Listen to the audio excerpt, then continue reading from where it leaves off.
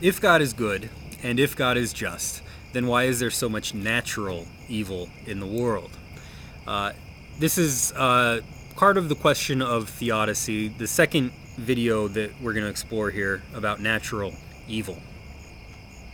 Natural evil I'm terming as things as earthquakes, tornadoes, famines, fires, tsunamis, and those kinds of things.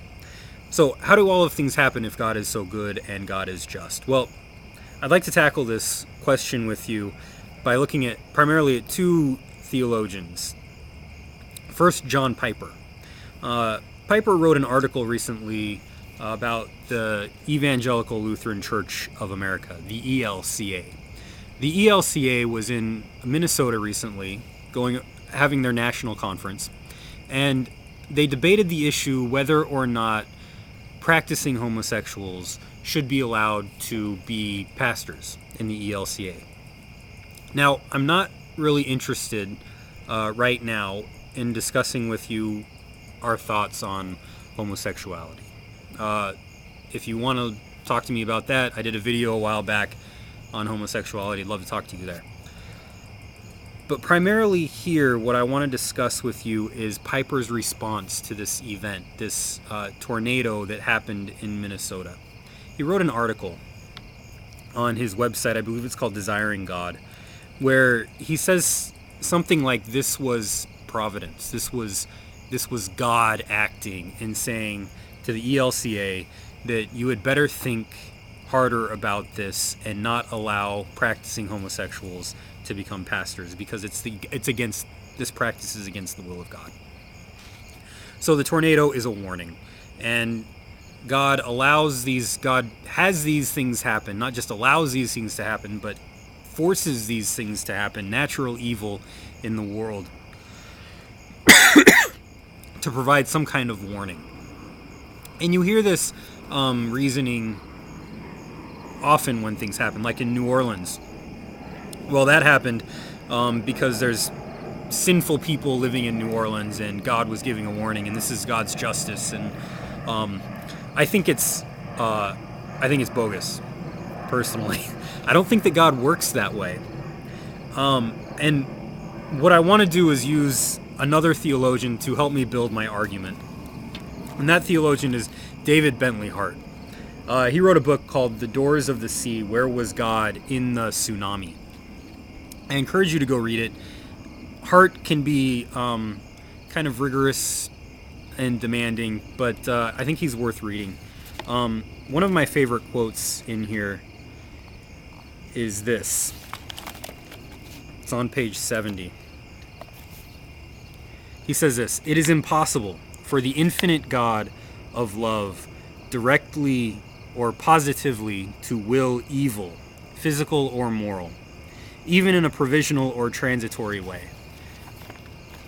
He's saying that it's impossible for God to act out in evil ways, in ways that cause suffering, in tornadoes or tsunamis or earthquakes. This isn't how God deals with the evil in the world. I mean, and you can see this in the Bible. You see this in the story of Elijah, where Elijah is on the run from the moral evil in the world, from Jezebel, who's after all of the prophets from God. And Elijah runs to the cave, and in the cave there's this great wind, like this tornado, and Elijah thinks this might be God. It's not God. This tornado that splits apart mountains and rocks, the Bible tells us, that's not God. And then there's more natural evil, like an earthquake happens. That's not God. And then there's a fire that occurs. And it's not God either. Elijah, there's this silence. Most of the time it gets translated as a still small voice, but that's not even it. It's this silence. And in that silence, Elijah hears God's voice. It's peace. God is not about causing this destruction, not even to teach us a lesson. God is about peace and reconciliation.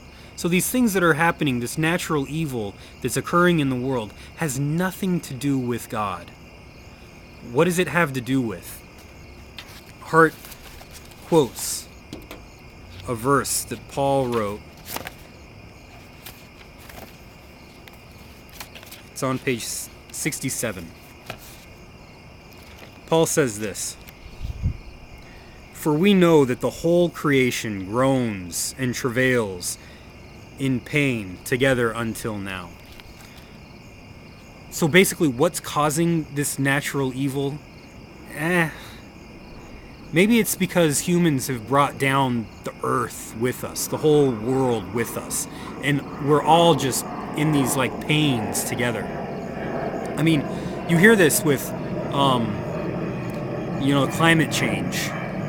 I don't know what you think about climate change, but I'm sure that some of the pollution that we're putting into the world has some effect on the climate, and the pollution that we put into the ground could be causing cancer. These things, we allow a lot of natural evil to happen. Bentley Hart also claims that, along with the Bible, that there are spirits in the world that may be causing these things to happen. And I have no doubt that there are satanic spirits in the world that cause us to accuse one another of evil, that cause us to unite against one another. And maybe those spirits are also in the natural world causing things to happen. I don't know. I mean, at some point I just have to say, I don't know. The answer to this natural evil, though, I think the best answer that we can give is an answer of presence. I mean, when Jesus is out on the boat and there's this wind and this storm that comes along, Jesus wakes up and is present with his disciples and says, "Peace." And there's peace. This, I think, is what Jesus does. Piper says in his article that Jesus is the Lord of the weather and can cause these tornadoes to happen. The problem is that Jesus doesn't cause natural disasters in order to teach a lesson about some kind of evil that we're causing. What Jesus does in the Bible is calm things down, brings peace through his presence. This is what we can do. This is the practical thing that we can do when natural evil occurs, is just to be present with one another, to try to heal one another. Also see John chapter 9. Won't go in with it with you. I've spoken for too long in these two videos. But John chapter 9 is very important for this. So I encourage you to go read it and let me know what you think about theodicy, natural evil, moral evil. Love to hear what you think. So, peace. Bye.